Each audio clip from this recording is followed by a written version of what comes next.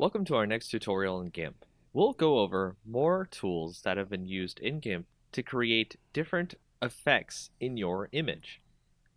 The tools we'll go over for this part of our tutorial will include the clone tool, the healing tool, the perspective clone tool, the blur and sharpen tool, the smudge tool, and the dodge and burn tool.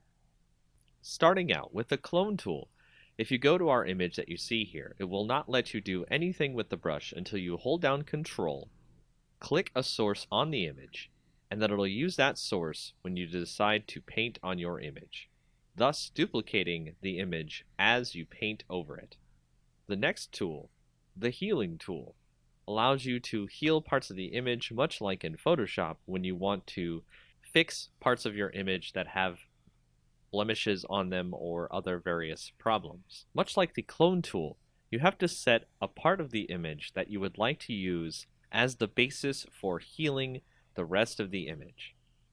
And as we start moving through our image, it'll try to heal the image based on what's around it, as opposed to the previous clone part where it just copied whatever it was using the source as.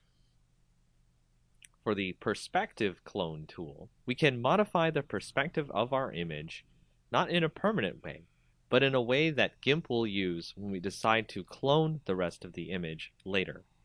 By going to the perspective clone option in the tool options, we can now set a source that we'd like to clone from, say this corner up here where the perspective will be changed, and we can paint that into our image.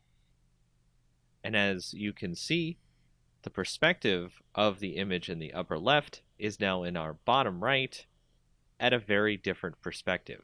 The next tool, blur and sharpen tool, we can set to blur.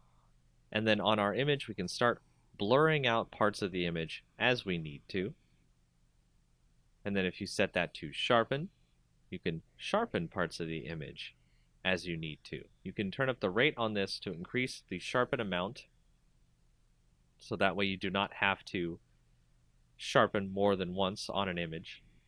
If you go to the smudge tool, this will use the colors around it and smudge them together so they become more of a blur with all the colors that are included when you start smudging. The next tool, the dodge and burn tool, allows you to dodge, which is lighten up the colors in an image, but also do burn, which allows you to darken the colors in the image, creating more vibrant color as necessary. And those are some of the more advanced tools you will use in Gimp.